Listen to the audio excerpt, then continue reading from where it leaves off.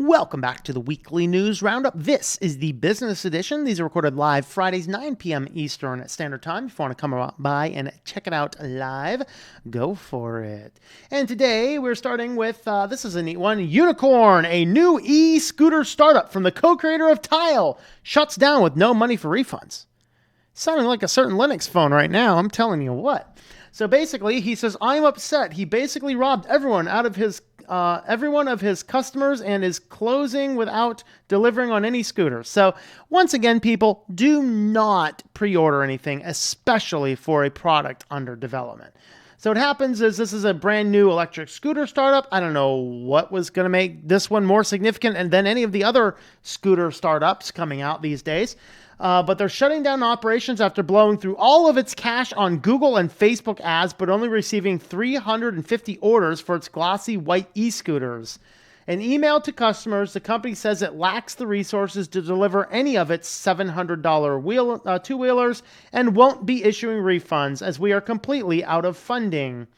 As in a remorseful email, Unicorn CEO Nick Evans says the company has totally failed as a business and has spread the cost of this failure to you, the early customers that believed in us. You know what? I think that Nick Evans should be dragged into court and forced to go out and take out the maximum amount of loans he can possibly do to pay everybody back. And then maybe he'd think twice about collecting a lot of money for a product that doesn't exist and blowing it all on ads rather than on products. Here's a thought. I have this funny, funky, crazy idea. I don't advertise products I don't have ready to sell. There's a thought. Duh. But this is what these guys are doing. And I'd be very curious to see what type of salary he might have paid himself in the middle of all this kind of stuff.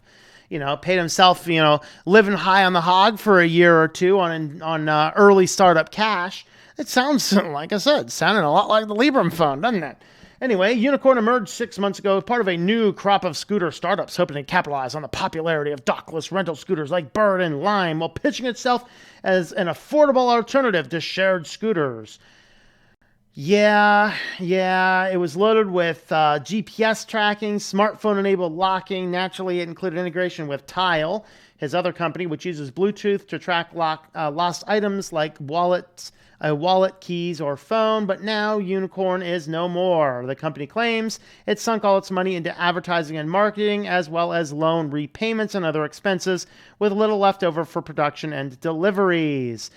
Moral of the story, people, do not pre-order an in-development product. I mean, it's one thing to pre-order, I don't even want to use this example anymore, but pre-ordering a video game, you're pretty sure it's coming out, but it's probably not going to come out without all its patches fixed yet. Even that, I probably wouldn't do it anymore, but something that's predictable. An author comes up, hey, I have a new book coming out. Here's a pre-order. It's coming out, okay? We as authors, we don't start doing pre-orders until we're pretty close to when the book release happens to be.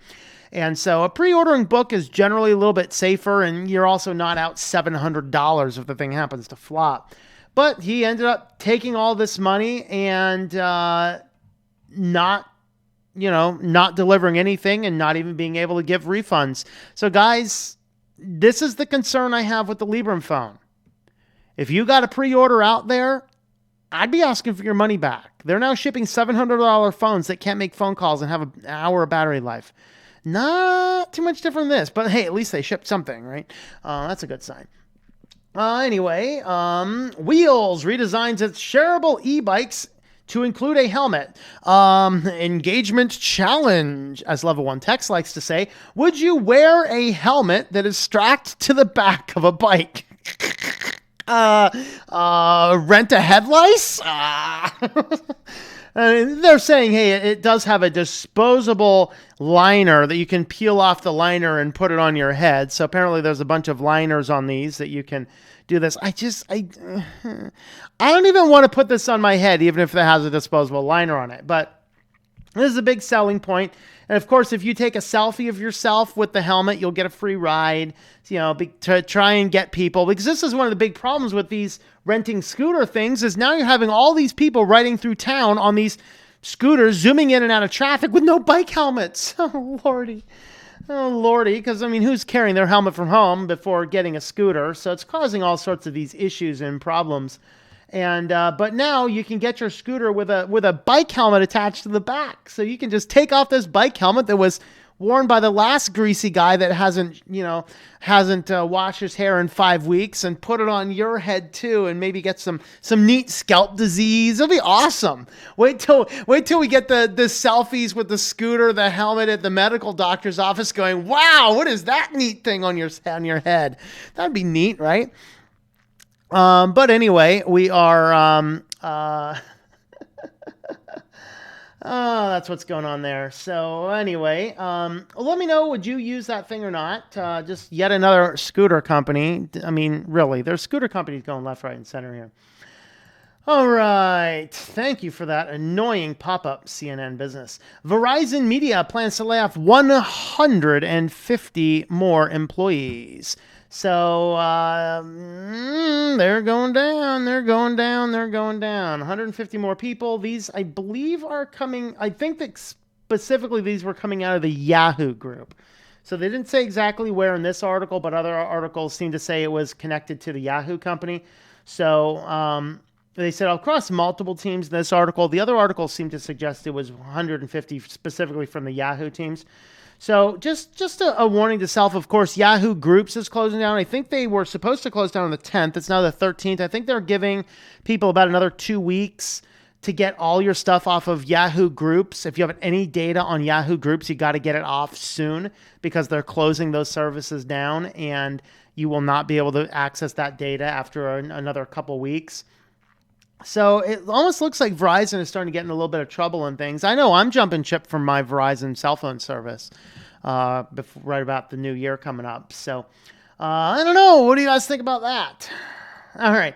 This is a neat one, talking of cell phones. So the Snapdragon 865 chip coming out in 2020, that's going to be basically the new chip. This will have a mandatory 5G chip attached to it. So even if you don't really want a phone with 5G, they're like, oh, no, bro. It's all got to be 5G, yo. And so I love this. This stock photo is great. With mandatory 5G, it's going to use a lot of power. We made 4G worse too. So, of course, I think it was today or so, AT&T rolled out its 5G plan in 10 cities. So if you're in one of those 10 cities, you can now access 5G. The rest of us that all require 4G, I don't even want 5G, by the way. The 4G will not be working as well, but now the Dragon chips will require this. And this is actually going to increase the cost, especially since 5G is a new market. Anytime you have an emerging market, it still costs a lot more money. And so we're going to see the prices of these chips go up. And guess what? They're just going to be their reason. They're going to come out, well, why are flagship phones this year $1,500? Oh, well, we had to do that because our Snapdragon chips are much more expensive now, and we couldn't put anything else in here. And of course, this also means that you need to get something else. So here's Snapdragon 855, has ONG 4B modem. Snapdragon 865, no onboard modem. You have to require the extra chip. So that means the phone manufacturers are going to have to change this around, having the extra chip, which has 4G and 5G, only it splits the power between the two. And so this is not going to be good. It's going to probably cause a lot of phone prices to go up for this year. Good thing I only buy older phones. Apparently, I only buy Nexus 5Xs. I'm sitting on 4 of them now, I think. So anyway, for those people who buy new phones and who are addicted to buying new phones and always have to have the status of the brand new phone, be expected to pay more this year. Budget a little bit extra money in there. What are we talking about? Budgeting? You just pay the monthly fee, whatever. But anyway, we're going to see those go up, and probably battery power will probably drop a little bit because these are will require more power, and probably your 4G signal may drop. That's exciting. Isn't that so exciting for a brand new emergent technology that actually sucks, is deeply controversial, and is really not available in most places? That's kind of frightening. And now on to our chief story here. Nikon. They have destroyed their third-party repair. So, a report from iFixit, Nikon plans to end its authorized repair program sometime next year. So instead of having several options where to take a Nikon camera to be repaired, users in the United States will be forced to ship their camera to one of just 2 official repair centers in the country. which will significantly increase turnaround times. So in a letter, Nikon sent to approximately 15 authorized repair stations still operating in the U.S., the company revealed that it will not renew agreements after March 31st, 2020, meaning these repair shops will potentially no longer have access to official parts, tools, software, instruction, and repair manuals, and the training previously provided by Nikon. There's still a chance that smaller repair facilities will still be able to provide official Nikon parts and other components, but they will no longer be officially considered authorized to perform these repairs. Instead, authorized services will be exclusively performed by Nikon facilities in Melville, New York, and Los Angeles, California. So, yeah, look at that. Yet another company is starting to kick people out of the ability to fix stuff and attempting to limit parts and things like this. So be aware of that. If you have a camera that needs fixed, probably do it before March 31st. And I know reading through the comments, several people are actually a little bit irritated about this.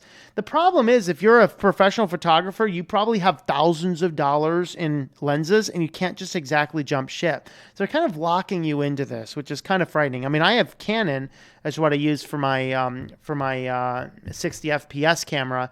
And, I have a couple lenses for that now, and it's like, I don't really want to jump to a different brand because I don't want to have to get those. Fortunately, I don't have Nikon, I have Canon. So, I don't know if it's going to be good or bad or whatever, but anyway. That's my thoughts on those. Let me know your thoughts on all these things in the comments down below.